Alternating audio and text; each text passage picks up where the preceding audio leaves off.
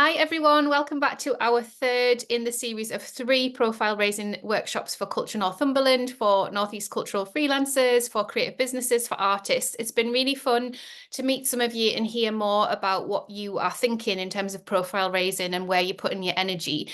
And this last workshop is really all things PR. So sometimes when we hear the word PR, we think about press releases, but it's really everything that you're doing to promote your business and yourself. So anything that is public facing is PR. So thinking about what your brand is, if you have a brand as a creative business or an artist, can be a really good first step in that to separate yourself out from the work that you make in the world. So for example, my public facing brand would usually be quite positive. I would be professional and positive. I would usually think about wearing clothes that were, half casual, half smart. So there's something there where people can see I'm taking my work seriously. It feels really important to me to then be able to put all of that down and then just be in my comfies with my family.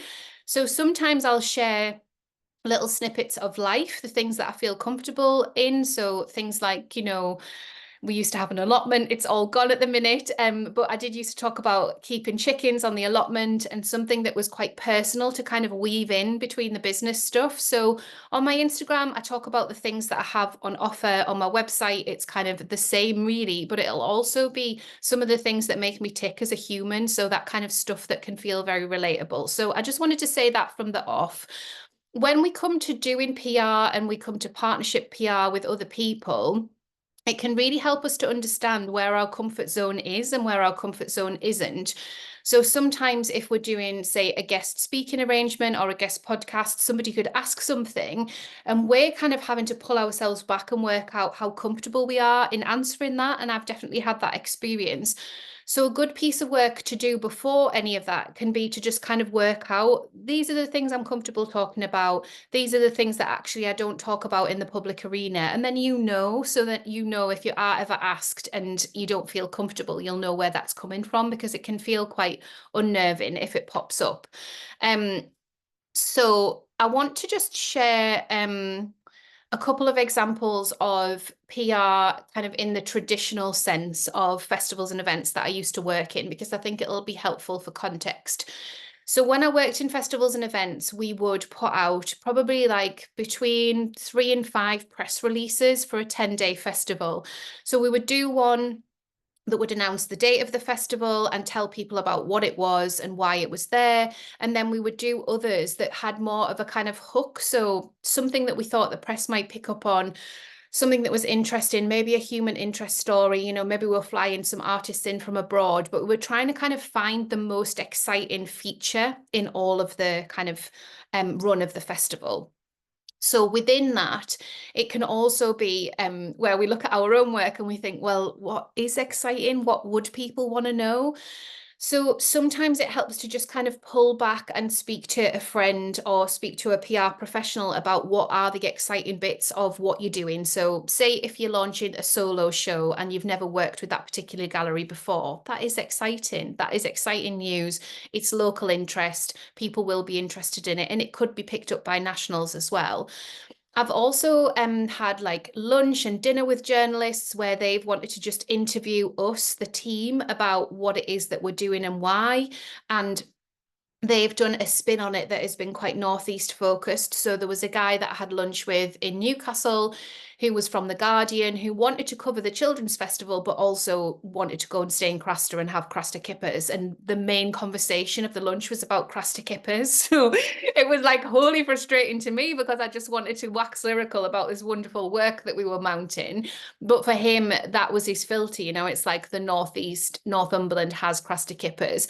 So sometimes, and you might have heard that in the past, sometimes it's kind of finding the thing that lights the person up and kind of flowing with that a little bit and then kind of presenting it in a way that they're going to be interested and they're going to want to cover it because they're the ones that are going to have to sit down and write it. So sometimes it's a blend of what we think is exciting and important, but also where it fits with them and where it can land.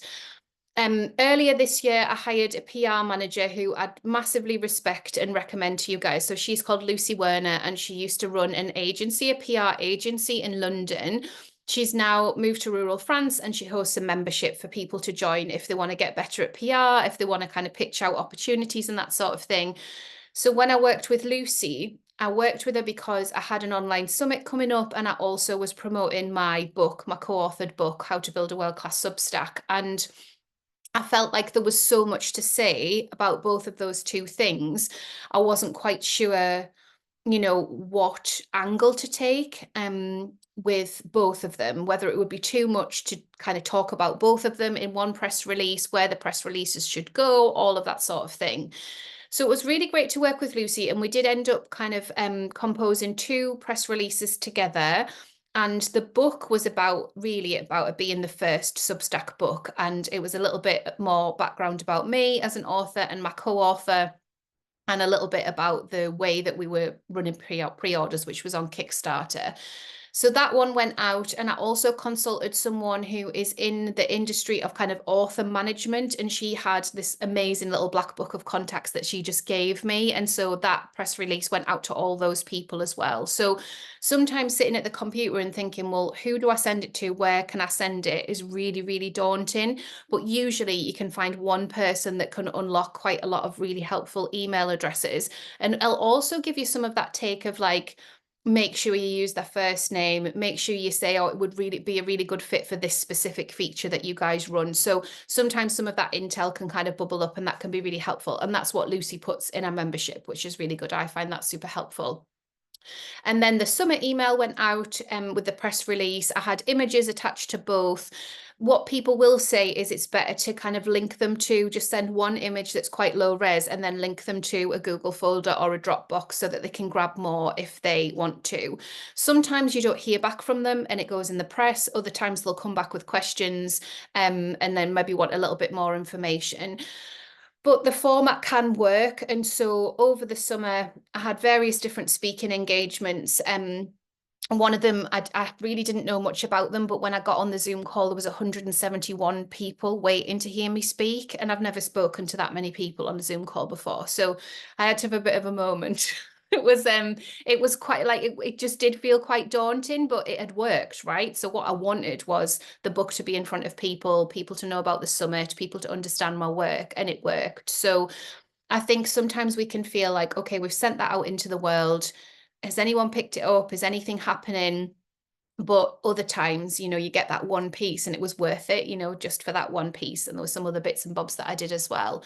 So with journalists, and they'll tell you this, they like to be chased. So obviously for us, that's quite annoying because we're busy and we're on with other things. But if you've sent a press release out to them and you want to chase them, you can chase them up to 4 times, apparently, is like what people do who have that within their job description. So when my friend who works in PR told me that, and I was like, I can't believe that you would just keep, he was like, yeah, because you keep putting the email in front of them and reminding them. And it might be that because they work at such a fast pace, it might be that on that particular day that they pick it up.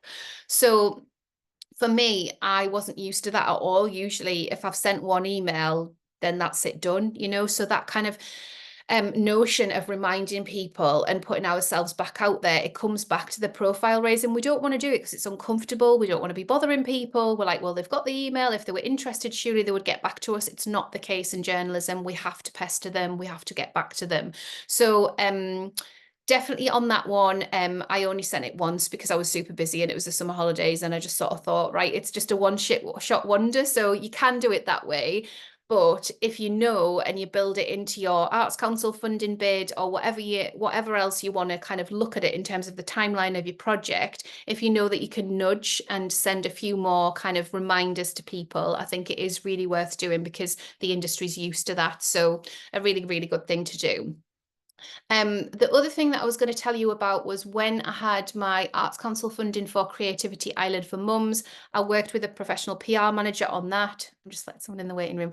I worked with a professional PR manager on that, and the only thing that came out of the press release that I sent was a radio gig. And so this was really interesting to me because I was like, oh, well, that's quite nice. I can do that from home. At first, I thought I was going to have to go to Radio Newcastle, but I didn't.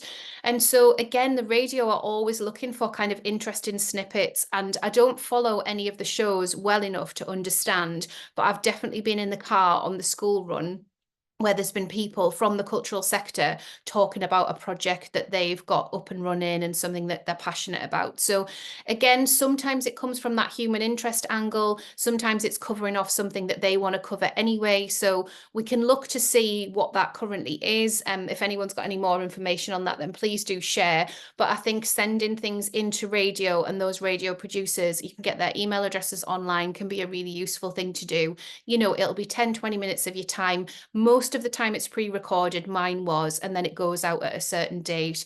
You can then grab the audio of that and you can share it across your social media. So it's quite light touch in terms of the amount of time that it takes and then the amount of listeners that they have. And then obviously you can use those in your Arts Council application as well. So those are really my experiences of dealing with press and kind of putting things out to the press when it's been project based, or whether it's been something that I've wanted to do for myself and profile raising around myself.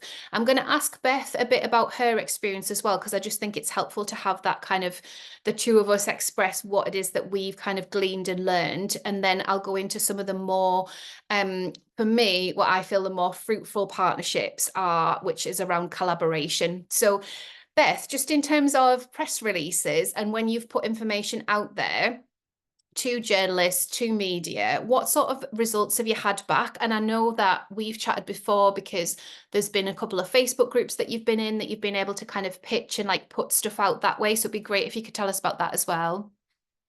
Yeah, so in terms of what we're talking about today, I think I'll talk about more my experience with two dance companies where I'm their marketing manager, and then I'm also digital officer for Northeast Family Explorers.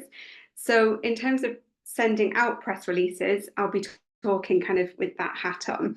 I did also want to quickly say that on the other side of that, I receive a lot of press releases, and a lot of them, well, actually, most of them that I receive are completely irrelevant and random, and I wonder why I've been sent them. So when you are sending out your press releases and you're making your putting together that list of your media contacts and who you're planning to send them out to, you do need to spend a little bit of time researching who you're sending your press release to. So it's great to try and send it to as many people as possible. There may be a few people who you think, oh, they're kind of borderline, would I send to them or not? And you might think yes, because the more people that see it, the better. But if it's not relevant to the person you're sending it to, your press release will just get deleted and it's a waste of your time and the person's time. So that's kind of looking at it from the receiving end of a press release. Just spend a little bit of time doing your research and making sure that you're sending it to the right people. So I suggest making a spreadsheet of your press contacts. My spreadsheet is actually a little bit out of date, and I've just sent out a press release for Metaphor. And so I had to spend a little bit of time beforehand updating it and making sure that the people on my spreadsheet list of contacts still worked there, because people often move on, and that it was obviously still relevant to what it is that they're writing about and sharing. So that's just a few things to think about when you're putting together your contacts. So in terms of PR and the press release, I think Clay mentioned it before about storytelling. It's really lovely to build, your brand, get your audience to know you, and that's where the storytelling part comes in, which we've talked about the last 2 weeks, because it ties in with social media and newsletters as well. So when you're putting in your funding application, you may want to budget for a marketing manager or PR specialist. Put that into your budget, because it really does help having someone to do all of that side for you. If you're applying for funding and you've got the funds, obviously, to do that, because it can take time. It takes time away from what you're creating or what it is that you want to be doing. So if you can put budget in for that, then that's great. Yeah. So when you send out your press release, as Claire said, a lot of the time you'll get out of offices. You might get bounce back emails, which is why your list has got to be up to date. And then you might just hear crickets. So follow up I'd say follow up with the ones that you really are quite passionate about them hearing your story, and the ones that you want you want them to be interested in. I would put your energy into those ones rather than perhaps chasing all of them if you've sent it out to a lot of people. Really follow through with the ones that you are kind of more passionate about, and then maybe reach out to them via social media as well. If you haven't heard anything by email, give them a call. Don't be over the top pestering, but just so they can perhaps make a connection. They know who you are. They know why it is that you're sending your press release to them. And yeah, the Facebook groups are great for just socializing, and you can put stuff out there, or you can also query and just say, does anyone know the contact for this place? I want to send them a press release. People are generally very helpful and kind on there, and will advise you. I think that's all I have to say about press releases, Claire. I was going to go through writing one if you think it's relevant, or Yeah, I think that would be really good. So I think because there's this kind of Venn diagram with your personal brand, and then with what you want to put out there about your personal brand, you as a person, you as the kind of creative or the artist, and then the work. So it's kind of all three of those things. So the personal brand element, as Beth says, is that kind of approach that you're making and trying to kind of build your contacts and have people understand who you are in the world. So Alfie Joey, who used to be on BBC Radio Newcastle, and I think he's retired now. He was at an event that I was at, and I introduced myself, and then I connected with him on LinkedIn, and sometimes we'll have like a nice little chat on LinkedIn. Now, I don't know what Alfie will go on to do press-wise, but it was just a really nice connect. And had he still worked at the radio, I would have felt so comfortable saying, oh, hi, Alfie, like we met at the Elmer auction. I'm Claire, like this is what I'm doing. At the time, I was working for a children's charity, and it would have been a really nice fit and a nice connect. So if you do recognize somebody who is big on Northeast Radio or has a journalistic presence in any way. And a lot of them have moved online. So we've got Sam Onefour and Dave Whetstone now who write Cultured Northeast, which has just moved over to Substack. So they are outwardly looking for opportunities to promote you. So you're actually helping them with that job by sending them a press release. So yeah, that kind of personal element so they know who you are. And then working out what it is that is going to be kind of the hook, really. So the hook of what the project is, why you, why now, like all of that stuff needs to be very well written and not waffly. So press releases are very to the point. Like journalists haven't got time for like long paragraphs or waffle. We just have to literally run through who, how, what, where, when. So it is just those 5 questions. And that's the way that I was taught to write a press release. And there's literally nothing wrong with that. It just gets to the core of what it is that we want to put out in the world. And it can also help us to kind of clarify what exactly we are trying to invite in. So if we want to put, a ticket cost at the bottom, or the website for people to buy tickets of a thing, or if people, if people are invited to join your mailing list for being on the wait list or whatever to kind of receive news or whatever else. So that kind of call to action at the bottom, which is similar to what we talked about last week in the mailing list.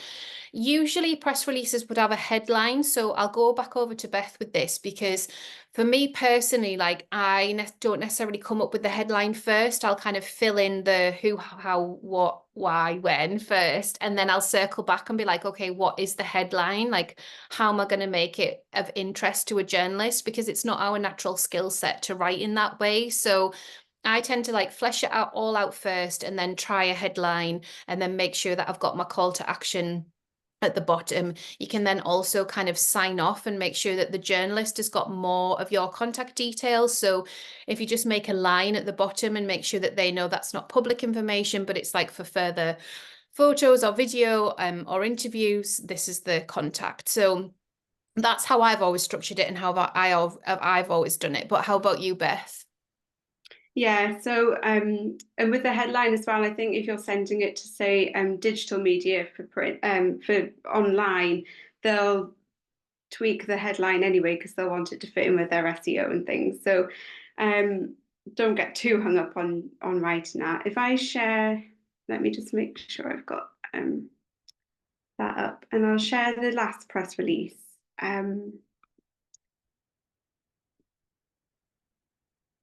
Oh, it's not turned on. Never mind. I'll just talk through it. Right. Yeah, so you've got your, oh, if you just let me do it, Claire, thanks. Sorry, I'm muted. I'm saying I'll just It's make you not in the your head. co-host. I'll make you the co-host. You can do it there. Go ahead now and do it. That's Just go and great. enjoy your There lunch. we That's go. fine. I finished my lunch. I had to have an early lunch today. I was so hungry. Don't worry. Okay, so hopefully you can see that now. So yeah, you've got your headline. And this is actually probably a bit long for a headline, but people can make it shorter if needed to.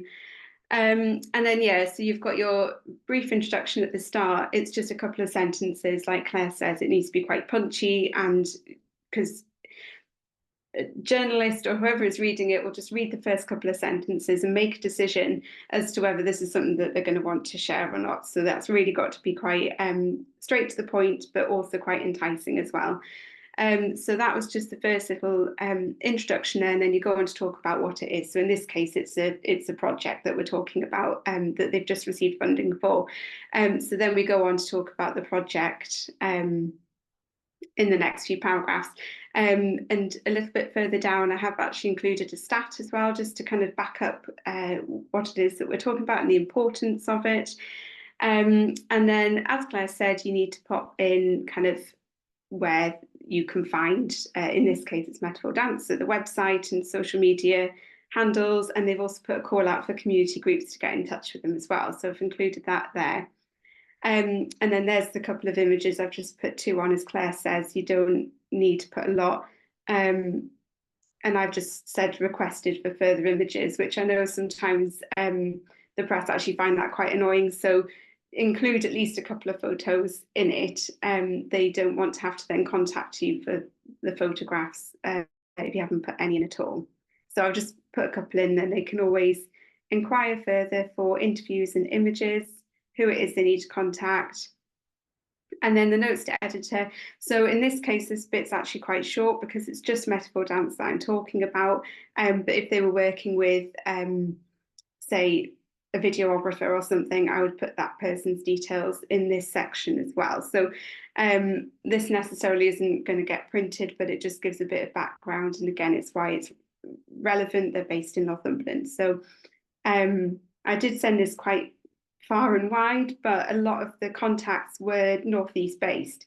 So I tried to get in that it was Northumberland and its community, and then obviously why it was needed. And then you just need to add in the logos of who the partners are and where the funding has come from. So especially if it's Arts Council, you need to include that as well.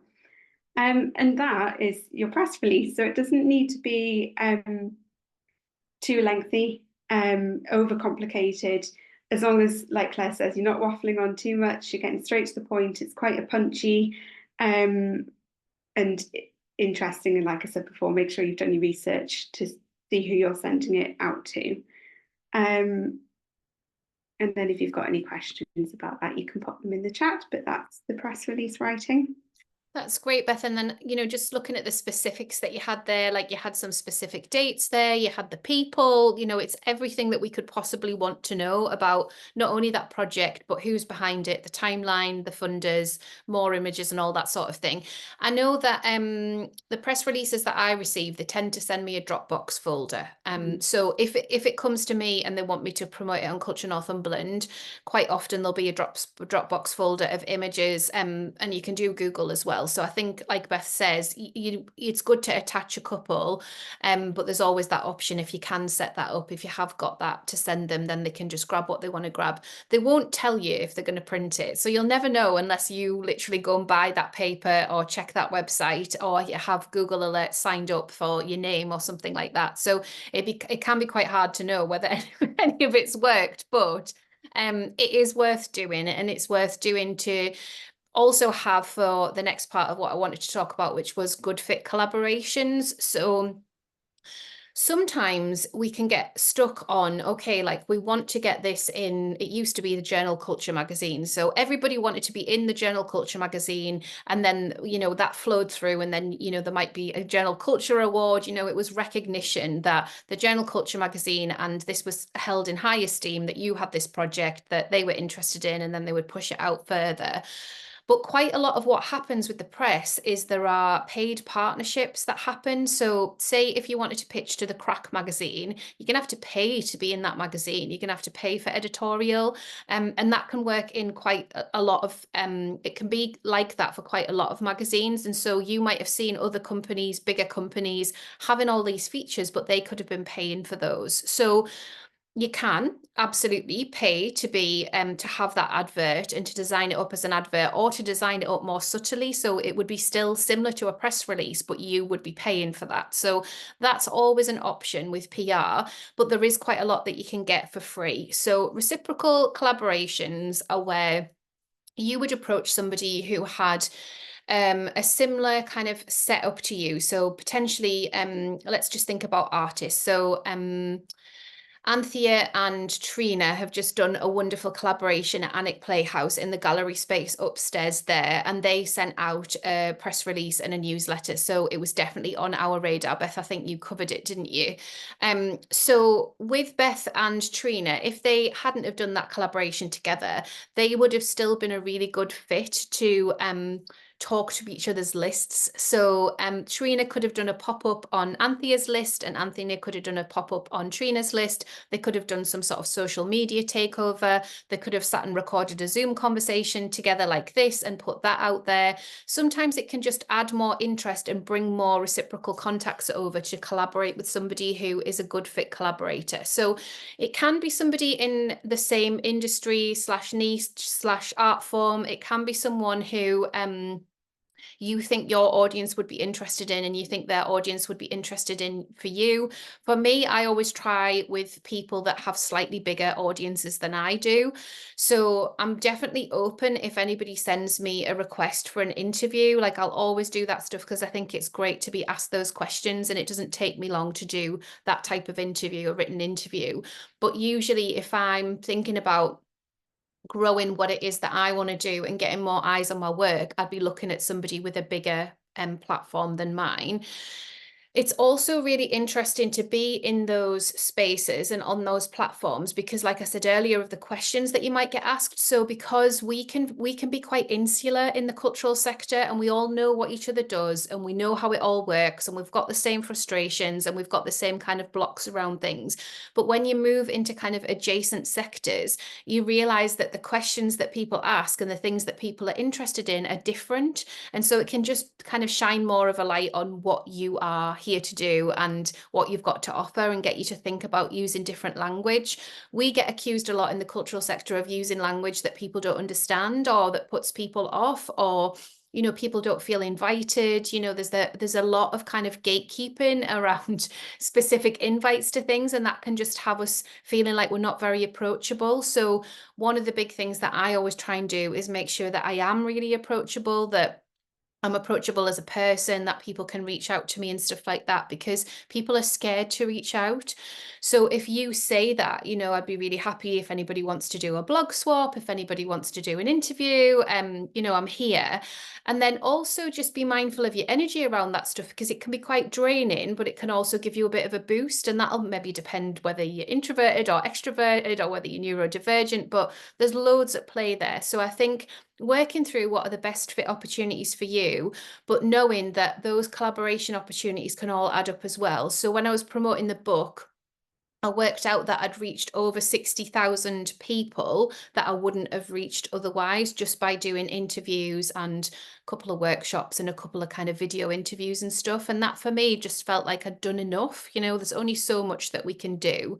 And mostly in my experience, and maybe Beth, you have something to say on this as well, but mostly people say yes if you ask. If you put something out publicly on your social media and you say, I'm looking for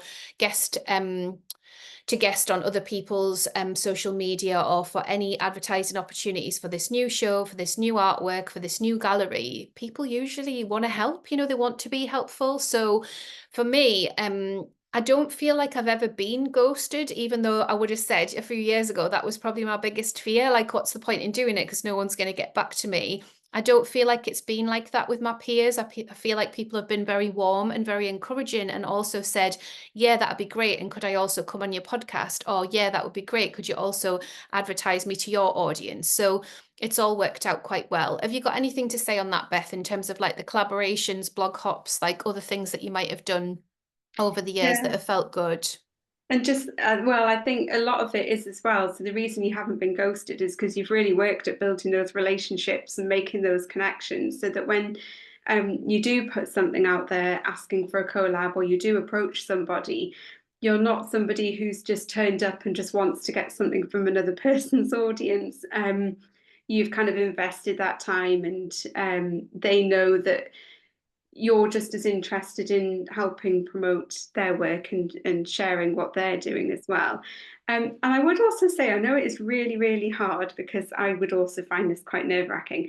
If you're local to people, instead of emailing them, try and reach out on social media and perhaps actually meet up in person if you can to do that. Because I think it's just so nice to have that actual connection to somebody. And I think on the receiving end of if you're the audience seeing a collab between two people, I think you can tell if it's a genuine collaboration where they're supporting each other, they've got a similar kind of interest. And yeah, I think that can make quite a big difference. But I know it is hard to go out and put yourself out there and meet people in real life. But yeah, I definitely think that's a good way to collab together. And thinking of collaborations I've done in the past, again, we didn't collaborate straight away. We got to know each other first, and we were supporting each other's work anyway. I'm thinking back to when I used to write a parenting blog quite a few years ago, and there were mums all over the country who kind of we showed up regular for each other, where we read each other's work, we shared it anyway. This was before any kind of talk of collaboration and things. And then so when we did reach out and asked to do a collab, it just worked because we'd already put in that kind of work and it was genuine with each other. I'm just thinking about the organisations that I work for and collaborations that they do. I'd say the ones where perhaps they don't work out very well is where it has just been an email and then left at that. So again, it kind of needs to have that bit of legwork first, I think, before you do the collaboration together. But yeah, definitely, it's a lovely way to work, I think, collaborating. It just feels a bit more personal, perhaps a bit more you.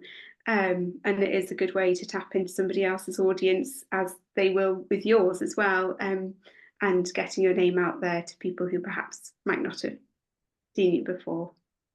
Yeah, definitely. And I think, again, with the kind of call to action, which we've pushed across all three of the workshops, if you are doing anything with a collaboration, make sure you've got an attractive call to action at the end. So whether that's like join your list and they get a free something, or they get to hear things early or something, because people will just read it and go, oh, that was nice. And then you'll not kind of get their email address or kind of get that connection. So follow me on Instagram for more, sign up to my mailing list. Like, this is where the members get whatever.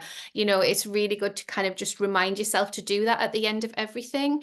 I did want to talk a little bit about budgeting things out, because obviously if we're writing funding bids, it just gives us a little bit more freedom in terms of costing this stuff out and working out what we actually need. So I like to learn skills myself. So when I've costed it up, I've always costed it up to work with a professional so that I can learn the skills, because then I just feel a bit more self-sufficient.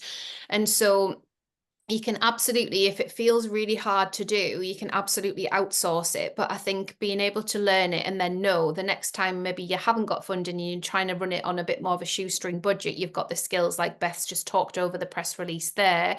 It's maybe not your favorite work to do in the world, but you can even run it through GPT. I just think it's such a good tool to use. Like, obviously we've got to sense check it. We are humans with a heartbeat, but it is a really, really good tool to use. If you say, this is a press release, could you read over it and give me any feedback? And usually ChatGPT is very polite and kind of says, yes, this is really great, this is very engaging, but here are the places that you can improve. And every time I use it, I learn more, because there is more ways to improve. And so the way that it's gleaned its information, for the most part, it's been a positive experience for me, and it's got completely free experience as well. So I'm not promoting it to take away from anybody kind of that you might want to work with, just more so if you're nervous or you don't feel, if you know it's good enough, if it's not, if you're not sure if it's doing the right things, if it's not written in a way that you think is good, then you can check it out. I think professional photography and video, like there's so much that we can do and there's so much that we can learn with our iPhones or whatever phone it is that you use, with lighting, you know, good daylight or professional studio lights. Like we have professional studio lights here that my husband will use for video, but I never use them because they're hot. I always get a bit like hot and bothered and it's quite bright. But I know that if you were photographing products and stuff like that, it's great to get that professional series of images with all the beautiful filters.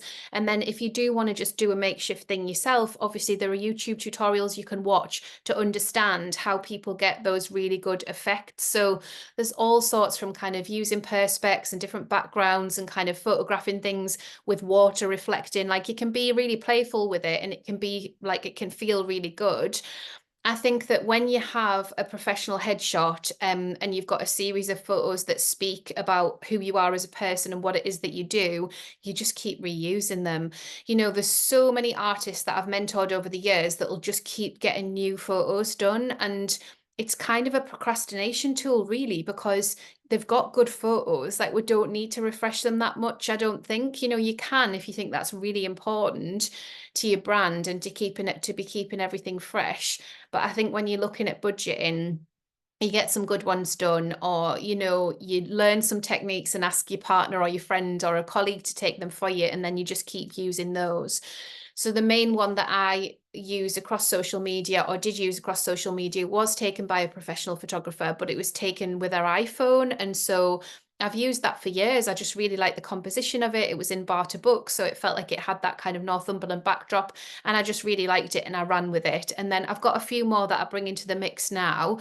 But I think, yeah, it's just one of those, isn't it, where it can be something that trips us up. But if you are applying for funding, definitely get professional photography in there. And don't just do it once. If you can write it in, to do it, to prepare ahead of the project and then get the project professionally photographed as well, then get both and then you've got it.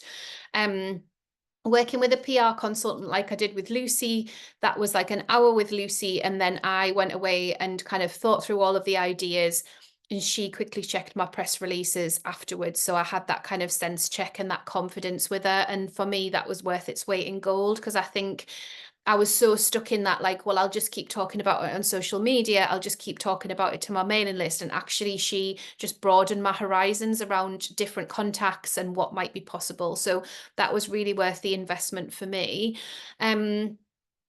If you are thinking about what a journalist might want to be able to come out to your show, if you've got a show or a gallery, it's really good to be able to kind of look after them a little bit. So if you obviously can offer like a free ticket and a +1, like they would expect that as standard anyway. But if you also wanted to say, do you want to meet for lunch beforehand? We can chat about it some more, or meet for lunch afterwards, like anything like that that you can do. When I've worked on shows, there's normally been some sort of like press invite. So that might be, you know, the performance after the dress rehearsal if it's a show. And usually it's just a moment to have like a free glass of wine and a few nibbles, and it'll be the same people mingling all the time. So when I was at the Theatre Royal, there were always kind of big press nights with like, they were just very celebratory. They were celebratory of what was happening. I remember some particularly prominent ones around the Royal Shakespeare Company coming and the National Theatre Company coming. And there were real moments where people remembered, oh, this is what it feels like to work in the arts. This actually feels like a really good thing to do. So anything that you can do around a launch that is going to feel okay to you and isn't going to upset your nervous system too much and get you stressed, if you do it a little bit of a, you know, a ways out of the event, if you can, or whatever else, it's just a really nice moment for you, but also again to get those kind of people there in person. You don't have to have a big budget. Like oftentimes cultural venues will do them for free. Mine for the book was free at the Accidental Bookshop. They were really kind, and let me have that event there at a time like just after they closed on a Sunday, so it was kind of a downish time for them. And they were happy to provide a member of staff. And then I just had some kind of friends and family. It was very chill. It was very casual. But it was, for me, it was that moment to say, yes, I've written this book and that's really exciting, but also another opportunity to get photos. And so I just asked everybody that was there to take photos and send me them, because I didn't actually book a professional photographer because I didn't want the pressure of that. So it was just all everybody else's photos, which was really, really nice. So yeah, budgeting in for a launch of some sort, a press launch or just a launch so that you can get some more photos, professional photography and video if you can. And then if you do want to work with a PR consultant, obviously they do exist and they are very, very good at their job. But more than that, they've got the contacts and they can just give you that nudge into those doors that would just otherwise remain shut and just kind of be a closed email inbox. So those can be really useful things to do if you can budget in to do them. So I'm just checking my list to make sure that I've covered everything off. Just seeing who's here as well. This is really lovely. Great. Okay, so I'm going to stop recording there, but obviously, like I said, this is part 3 of the series of the 3 profile raising workshops that Beth and I have done. And I always say, if you can take one thing away from each, that's already 3 things that you've got to just try and work on and work within in your creative business. It's not easy. None of it's easy. And it feels like another skill set that we'll have to learn. But for me, it's been totally worth it. And I know Beth would say the same, just to give some of it some headspace and some energy, and to work out what feels hard and what feels good, and actually to try things and to kind of put ourselves out there a bit more. So hope it's been useful. We're going to hang out live and have some more chats with the people that have been able to come live. But thank you for coming to the workshops. Thank you for watching the replays. We're here for you. So Culture Northumberland is here for you. All you've got to do is send a press release, and normally Beth or I would pick it up and we can decide whether it can go on the blog or whether it can be part of the mailing list that we have on Substack.